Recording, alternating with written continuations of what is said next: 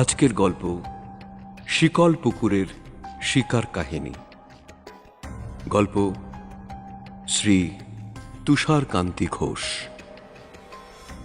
ঘটনাটা অনেকদিন আগের, কিন্তু এখনও তার সামান্য খুঁটিনাটি পর্যন্ত সুস্পষ্ট স্মরণে আছে। বড়দিনের ছুটিতে এলাহাবাদে প্রবাসী বঙ্গ সাহিত্য সম্মেলনের অধিবেশন। যুদ্ধের হাঙ্গামায় যাতায়াতের অসুবিধা, খাদ্যাভাব, স্থানের অনটন ইত্যাদি ইত্যাদি।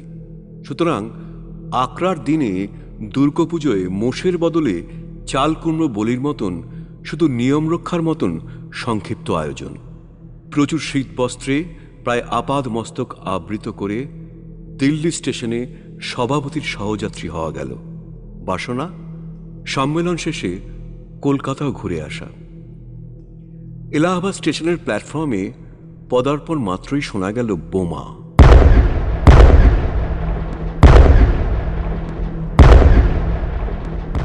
একটি নয়, দুটি নয়, পুরো এক ঝাঁক জাপানি বোমারু বিমান আগের রাত্রিতে খাস কলকাতায় বোমা ফেলে গেছে। খবরের কাগজে অবশ্য প্রাণহানি বা বিশেষ ক্ষতির সংবাদ নেই, কিন্তু যুদ্ধের দিনে সংবাদপত্রকে পুরোপুরি বিশ্বাস করবে কে? তাছাড়া প্রত্যক্ষদর্শীর সাক্ষাৎ মিলে ভুরি ভুরি। সুতরাং কলকাতা শহরটা যে জার্মান বোমা বিধ্বস্ত ওয়াবশ নগরী সমতুল্য হয়েছে, একথা মনে না মানলেও মুখে অস্বীকার করার সাধ্য রইল না। সন্ধ্যাবেলায় তুষারদার বাড়িতে বেড়াতে গিয়ে দেখি ঘোরতর তর্ক। দাদা, বৌদি, পুত্র রন্টু মানে শ্রীমান তরুণকান্তি ও শ্যালক অজিত চারজনই প্রায় একসঙ্গে কথা বলায় চেষ্টিত। ফলে প্রায় কারও কোনো কথার শোনা উপায় নেই। তর্কের বিষয় কলকাতার ভবিষ্যৎ। বৌদিদের মহিলা সমিতির দ্বীপ্রহারিক বেসরকারি অধিবেশনে কোনো এক মাননীয়া সদস্যা শ্রীযুক্তা মাতঙ্গিনী দেবী কি আর কেউ বলেছেন যে আর 7 দিনের মধ্যে জাপানিরা কলকাতা দখল করবে, লাট সাহেবের বাড়ির গম্বুজে সূর্য মার্কা নিশান উঠবে। তা শুনে বৌদি চিন্তিতা, কিন্তু তুষারদা বলছেন তা কি করে সম্ভব? পূর্ব বাংলা, চাটগা, ঢাকা, কুষ্টিয়া, পোড়াদ নেওয়ার আগে কি রেঙ্গুন থেকে এরোপ্লেন চেপে কলকাতা দখল হতে পারে কি? বৌদি বলে পারে, দাদা বলেন না। তর্কের মধ্যস্থলে রন্টু এবং অজিত দুই বিপরীত পক্ষে যোগ দিয়ে সংখ্যা বৃদ্ধি করল বটে, কিন্তু মীমাংসা হল না। ক্রমে জাপান ছেড়ে মহিলা মহলের সদস্যদের গুজব রটনার কথা উঠল এবং অবশেষে তর্ক ব্যক্তিকে অতিক্রম করে জাতিতে সংক্রামিত হল। তুষারদা ফ্র্যাঙ্ক অ্যাটাক করে বললেন, মেয়েদের বিচার শক্তি নেই। জবাবে বৌদি একেবারে সোজা ইনভেশন চালালেন। পুরুষদের মাথায় আছে শুধু গোবর। একসঙ্গে শ্যাম এবং কুল দুই রাখার কসরত কিছুটা অভ্যাস ছিল। তাড়াতাড়ি মধ্যস্থ হয়ে বললেন, কেউ কারো চেয়ে খাটো নয়, দুজনেরই ভাণ্ডার পূর্ণ বস্তুটা আলাদা। মেয়েদের আছে ইনটিউশন, পুরুষের আছে ইন্টেলেক্ট। দেখা গেল ইংরেজকে নিরস্ত করা সহজ, জাপান দুর্ধর্ষ।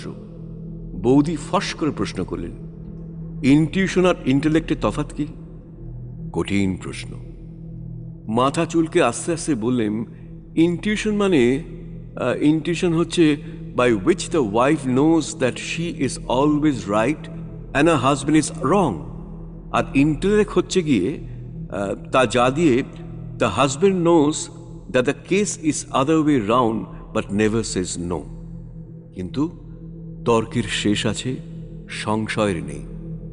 বিশেষ করে সে যদি আত্মীয়, বন্ধু বা স্নেহভাজনদের নিরাপত্তা সম্পর্কিত হয়। সুতরাং কলকাতা যাওয়াটা উচিত হবে কিনা সে বিষয়ে আমি ছাড়া আর সবাই একমত হলেন। যার গৃহে অতিথি হয়ে আছি তিনি রেলের বড় অফিসার। বললেন, স্টেশনে তোমাকে যাতে কেউ টিকিট না বেচে তার ব্যবস্থা করছি। তুষারদা বললেন, কলকাতার মতলব ছাড়ো, কাল চলো মোটর নিয়ে শিকারে। শুনছি মাইল 20 দূরে স্নাইপ পাওয়া যায়। আর বৌদি বলেন, কোথাও যাওয়াটা হবে না, রোজ রাত্রিতে এখানে এসে খাবে। কাল ছানার পায়েস করব, পরশু ডাক রোস্ট। এই সহৃদয়া মহিলার আদর যত্ন ও অপর্যাপ্ত স্নেহের ঋণ আমার পক্ষে অপরিশোধনীয়। তার হুকুম অগ্রাহ্য করি এমন সাধ্য ছিল না। পরদিন শিকারে যাওয়ার প্রোগ্রাম একেবারে পাকা করে গৃহে ফিরলাম। বেলা 12টায় মধ্যাহ্নভোজনের পর যাত্রা। পুরাকালে নৃপতিরাজ পাত্র মিত্র পরিবৃত হয়ে মৃগয়া যেতেন। সৈন্য সামন্ত লোক লস্করও বোধহয় নেহাত কম থাকত না। আমরা সংখ্যায় 6, তুষারদা, রন্টু, অজিত, নাতি ভম্বল, আমি ও মিশির মোটর চালক। আমি দর্শক। পাখি দূরে থাকুক, একটা আরশোলাও কখনো মারিনি। একদা পিতামহীর দিবানিদ্রার সুযোগে শিখিয়ে তোলা কুলের আচার অপহরণের সময় বোলতায় কামড়েছিল। স্কুলে রামদিন দারোয়ানের তোতাটাকে রাধাকৃষ্ণ নাম পড়াতে গিয়েও একেবারে চঞ্চু ক্ষত হয়েছি। তারপর থেকে উড্ডীয়মান প্রাণী মাত্রকেই অত্যন্ত সন্দেহের চোখে দেখি। তুষার তার হাতে বন্দুক, কার্ডবোর্ডের 3 বাস্ক বোঝাই কার্তুজ, মাথায় রৌদ্র তাপ নিবারণের জন্য সোলার টুপি, পরনে ধুতি ও গায়ে টুইল শার্ট, সোয়েটার ও কোট। সম্পাদককে এমন যোদ্ধৃ বেশে দেখলে প্রেস অ্যাডভাইসার কাচনা সাহেব অমৃতবাজারের ওপর নিশ্চয় আরো কড়া নজর রাখতেন। যমুনা অতিক্রম করে গ্রামের পথে যেতে হবে। ব্রিজের গায়ে প্রোটেক্টেড প্লেসের হলদে এনামেলের সাইনবোর্ড, 2 প্রান্তেই বন্দুকধারী শান্ত্রী, অষ্টপ্রহর পাহারা। জাপানি গুপ্তচর বা পঞ্চম বাহিনীর কেউ পাছে পুলটির কোনো ক্ষতি সাধন করে সেজন্য মোটর, টাঙা, গরুর গাড়ি, এমনকি পদাতিকদের পর্যন্ত খানতল্লাশ করা হয়। ড্রাইভার মিশির বললে তার গাড়ি প্রহরীদের অত্যন্ত পরিচিত, বিনা তল্লাশেই ছেড়ে দেবে। ভম্বল এলাহাবাদে এসে হিন্দি রপ্ত করার চেষ্টায় আছে, পারতপক্ষে বাংলা প্রায় বলেই না। মিশিরকে উপদেশ দিল, গাড়ি আটকায় তো বল দেও গাড়ি में ভয় डर का चीज कुछ नहीं है, শুধু একটা বন্দুক 180টা কার্তুজ হয়। মাটির সড়ক, কিন্তু উত্তর ভারতের খর রৌদ্র দগ্ধ পথ বাংলাদেশের খোঁয়া বাঁধানো পথের চাইতে কোনো অংশে কম শক্ত নয়। মোটর চলল হু হু বেগে। মার্সিডিস গাড়ি, হিটলারের জাত ভাইয়ের হাতে তৈরি। স্পিড মিটারের কাঁটা 80 কোটায় গেলেও আরোহীদের ঝাঁকুনি লাগে না। 2 দিকে অরহরের ক্ষেত, মাঝে মাঝে উঁচু জমিতে মাটি বাঁধানো বৃহৎ ইন্দারা। অনেকটা কাঠের ঘানির মতন চেহারা একটা দেশীয় যন্ত্রের দ্বারা একজোড়া বৃষের সাহায্যে জল তোলা হচ্ছে। অগভীর নালার মধ্য দিয়ে সে জল নিকট এবং দূরবর্তী শস্যক্ষেত্রে সেচন কার্যে ব্যবহৃত। নির্মেষ আকাশ, প্রখর সূর্যকিরণে ঈষৎ পাণ্ডুর। পথ প্রায় জনহীন। কচ্ছিৎ 2-একটা মন্থরগতি গরুর গাড়ি বা শীর্ণকায় অশ্ববাহিত জরাজীর্ণ এক্কার সন্ধান মেলে। হঠাৎ সামনে দিকে সমস্তটা পথ জুড়ে মস্ত এক কাঠের গেট। সেখানে কয়েকজন পথচারী অপেক্ষমান। খাকি কোর্তা পরিহিত পুলিশের আকৃতি একটা লোক তাদের বোঁচকা বুচকি পরীক্ষারত। ড্রাইভারকে জিজ্ঞেস করাতে সে বলল চুঙ্গি। বিষ্ণু শর্মা বলেছেন অনন্ত পারং কিলো শব্দ শাস্ত্রম, মিথ্যা নয়। চুঙ্গি যে কি শব্দ এবং কি ভাষা তার যাই হোক, অন্তত আমাদের কারো কাছে বোধগম্য নয়। কাছে এসে ব্যাপারটা বোঝা গেল। ওইখানে ব্রিটিশ ভারতের সীমানা শেষ, রেওয়া রাজ্যের আরম্ভ। ঘি, কেরোসিন, সোনা, রূপা ব্যক্তিগত প্রয়োজনের অতিরিক্ত এক এলাকা থেকে অন্য এলাকায় নিয়ে গেলে ট্যাক্স দিতে হয়। তাই বসানো হয়েছে এই সরকারি শুল্ক বিভাগের খাঁটি। কিন্তু শিকারের চিহ্ন কোথায়? হাওয়া খাওয়ার জন্য তো বন্দুক নিয়ে মোটরে চাপার দরকার ছিল না। ঘাঁটির লোকেরা আশ্বাস দিয়ে বলল, আর মাইল 10-12 এগোলেই পক্ষীরাজের দর্শন মিলবে। মাঝপথে একটি নদী, ঘন কৃষ্ণকুন্তলা নারীর সিঁথির মতো শীর্ণ একটি রেখা। কোনোখানে প্রায় বিশুষ্ক, কোথাও বা অগভীর জলের অতি ক্ষীণ প্রবাহ। 2 তীরের বিস্তীর্ণ বালুতট দেখে অনুমান করা কঠিন নয় যে বর্ষার দিনে বিপুল বেগবতী ধারা বয় এই স্রোতস্বতীতে। একুল ওকুল ভাসিয়ে দিয়ে জল আসে মকাই ক্ষেতের কাছে কাছে। উত্তর ভারতের সমস্ত নদ নদীরই এই এক বিশেষত্ব। নদীর উপরে সুদৃশ্য একটি সেতু, মোটর হাঁকিয়ে পার হওয়া যায় অনায়াসে। নদীর নামটি মধুর, তমসা। সুপরিচিতও বটে। রামায়ণে এর উল্লেখ আছে। লোকাপবাদ ভীত রঘুবতী কর্তৃক পরিত্যক্তা সীতা আশ্রয় নিয়েছিলেন এরই তীরে, মুনি বাল্মীকির আশ্রমে। যে ঋষিকবি একটিমাত্র ক্রঞ্চ মিথুনের বিরহ বেদনায় বিচলিত হয়ে সপ্তকাণ্ড রামায়ণ রচনা করেছিলেন, তাঁরই আশ্রমের আশেপাশে বন্দুক হস্তে পক্ষী নিধনে রত সম্পাদককে কল্পনা করা তাঁর পক্ষে নিশ্চয়ই সেদিন সম্ভব ছিল না। গরুম গরুম চিন্তাসূত্র ছিন্ন হল। যে দেখি তমসা অতিক্রম করেছি অনেকক্ষণ। একটা উঁচু মাটির ঢিবির পাশে গাড়িতে বসে আছে আমি আর অজিত। তুষারদা ঢিবিটার গায়ে উবু হয়ে শুয়ে বন্দুক তাক করেছেন, আর সবাই তার পেছনে খানিকটা দূরে দাঁড়িয়ে ফলাফলের প্রত্যাশায়। আওয়াজ হতেই ছুটে গিয়ে দেখি দুটো পাখি লুটোচ্ছে ধুলায়। গুলি লেগেছে ঠিক তাদের পেটে। চেহারা অপরিচিত, নাম শুনলাম কারনুয়া। তারপর ক্রমাগত একই ইতিহাসের পুনরাবৃত্তি। কয়েকটি ক্ষেত পার হয়ে খানিকটা দূর পায়ে হেঁটে এগুলো এক ঝাঁক পাখি। মুহূর্তে বন্দুকের নিশানা ও ক্লিক, বিকট শব্দ, খানিকটা ধোঁয়া, কয়েকটা পক্ষী শাবকের পঞ্চত্ব প্রাপ্তি। তুষারদা বৈষ্ণব বংশের ছেলে। কাঁঠালের তরকারিতে গরম মশলা দিয়ে গাছ পাঠা বলে যার আমিষ ভোজনের শখ মেটানো উচিত, তার যে এমন অব্যর্থ তাক তা কে জানত। দাঁড়িয়ে বসে আতশোয়া অবস্থায় যেভাবেই যখন বন্দুকের গোড়া টিপছেন, তখনই জ্যৈষ্ঠ মাসের গাছ থেকে পাকা আমের মতন টুপটাপ করে স্নাইপ, দুটো বুনো মুরগি বা তিনটে ডাক ভূপতিত হচ্ছে। যেন ওই লাইনো টাইপে সম্পাদকীয় প্রবন্ধ কম্পোজ হচ্ছে। যত বলি এবার হয়েছে, চলুন ফিরি, উনি বলেন রোশো, আর একটা রাউন্ড। পরশুরাম দেশকে নিক্ষত্রিয় করতে চেয়েছিলেন, তুষারদা তাকে নিষ্পক্ষীয় করবেন পণ করেছেন বুঝিবা। ক্লান্ত হয়ে সবাই এসে গাড়িতে বসলেন বিশ্রাম মানসে। তুষারদা মিশিরকে সঙ্গে নিয়ে এগিয়ে চললেন সামনে। মাঠের মাঝখানে বিরাট এক দিঘি, তারই জলে বুনো হাঁসেরা সাঁতার কাটছে খবর পেয়েছেন। পুকুর জিনিসটা বড় একটা চোখে পড়ে না বাংলার বাইরে। জল থাকে মাটির অনেক নিচে, ধরিত্রী বক্ষকে অনেকখানি বিদীর্ণ না করলে তার সন্ধান মেলে না। তাই রেওয়া রাজ্যের অখ্যাত পল্লীতে এই বৃহৎ জলাশয় দেখে বিস্মিত হলেন। খাড়া উঁচু পাড়, চারিদিকে প্রহরীর মতন একাধিক উচ্চ তাল বৃক্ষ, তার ছায়া পড়েছে রাত্রির অন্ধকারের মতন ঘন কৃষ্ণ জলে। আকাশের সূর্য অস্তপ্রায়, চতুর্দিক নিস্তব্ধ, জনমানবহীন। ডাইনে বায়ে যেদিকে যতটা দৃষ্টি চলে এক টানা মাঠ। কবে কখন কে বা কারা কার উপকার্থে এই প্রান্তরের মধ্যে এমন বৃহৎ জলাশয় খনন করেছিলেন জানি না। বর্তমানে একমাত্র পক্ষী সমাজের আড্ডা ছাড়া তার আর কোনো ব্যবহার আছে বলে মনে হয় না। পাখি পাখি আর পাখি। পাখির পিকনিক পার্টি বললেও ক্ষতি নেই।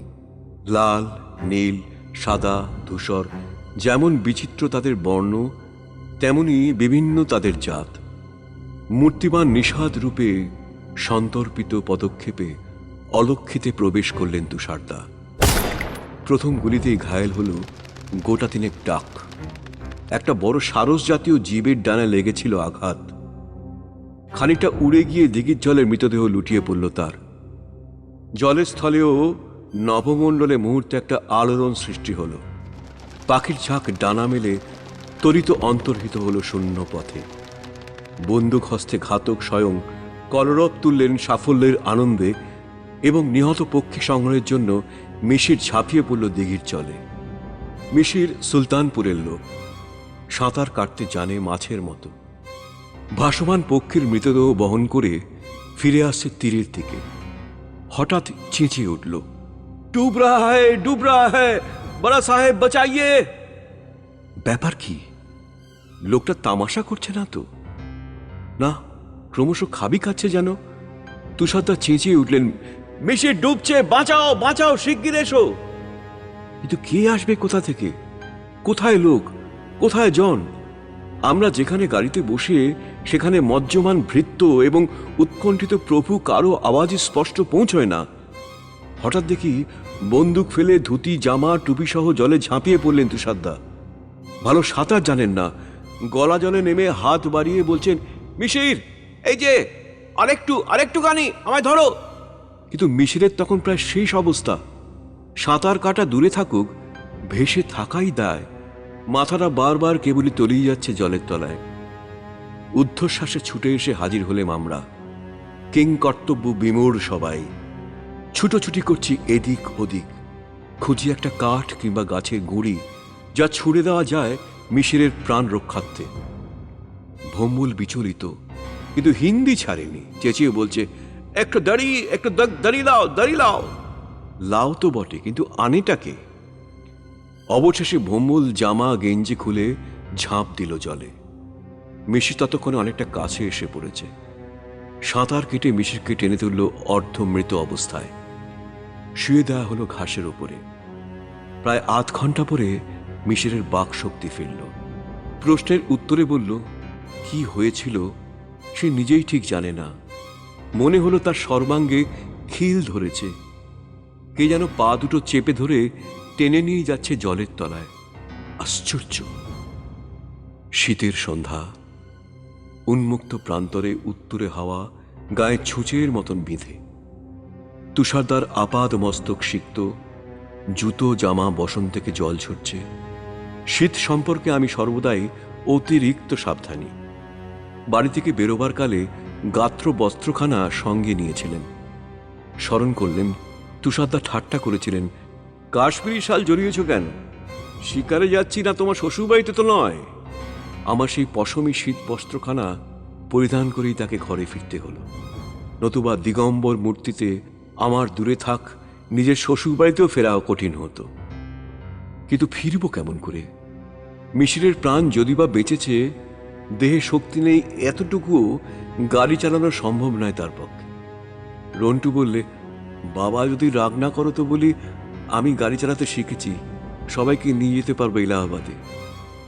শুনে বাবা তো ছেলেকে এই মারেন কি সেই মারেন, লক্ষ্মী ছাড়া তুমি লুকি লুকি গাড়ি চালাচ্ছ, কোনোদিন লোক চাপা দিয়ে যাবে জেলে? খবরদার, ফের শুনেছি গাড়িতে হাত দিয়েছে কি মেরে হাত গুড়িয়ে দেব। কিছু বলি না বলে অস্বাভাবিক নয়। চপলমতি বালকের পক্ষে অভিভাবকের অজ্ঞাতসারে মোটর চালনা নিশ্চয়ই অমার্জনীয় অপরাধ। কিন্তু শীতের রাত্রিতে এলাহাবাদ থেকে 40 মাইল দূরবর্তী জনহীন প্রান্তরে দাঁড়িয়ে গৃহে প্রত্যাগমনের আর যখন দ্বিতীয় উপায় চোখে পড়ে না, তখন অত্যন্ত কঠোর বিচারকের পক্ষেও নিরপেক্ষতা রক্ষা করা কঠিন হয়। তুষারদাকে একান্তে বললেন, কাজটা নিশ্চয়ই অন্যায় করেছে রন্টু। হাড় গুড়িয়ে দিতে চান, আপত্তি নেই, দেওয়াটাই উচিত, কিন্তু সেটা বাড়ি পৌঁছে ধীরে সুস্থে দিলেই হবে। আপাতত বাড়ি ফিরতে হলে তাকেই গাড়ি চালাতে হবে যে। অবস্থাটা তিনিও ততক্ষণে হৃদয়ঙ্গম করেছেন। বললেন, তোমরা যা ভালো বোঝো করো, আমি স্ট্রিক্ট ডিসিপ্লিন চাই, অন্যায় অ্যাপ্রুভ করতে পারবো না। বুঝতে পারলাম, যথাসম্ভব গাম্ভীর্য রক্ষা করে বললুম, আর সে তো ঠিক কথা, আপনি শুধু গাড়িতে চেপে চুপচাপ বসে থাকুন, আর যা কিছু করার আমরা করছি। তিনি তাই করলেন। অ্যাপ্রুভ করলেন না, গাড়িতে বসে রইলেন, কিন্তু চুপচাপ নয়। গাড়ির গতি 20 মাইলের উপরে উঠলেই চেঁচিয়ে ওঠেন, ও কি হচ্ছে, অ্যাক্সিডেন্ট করতে চাও নাকি? অবশেষে বিরক্ত হয়ে রন্টু একবার বলে, বাবা বুঝছো না, ভারী গাড়ি আস্তে চালালে কাঁপতে শুরু করে, কিন্তু জোরে চালালে যে আমি কাঁপতে শুরু করি।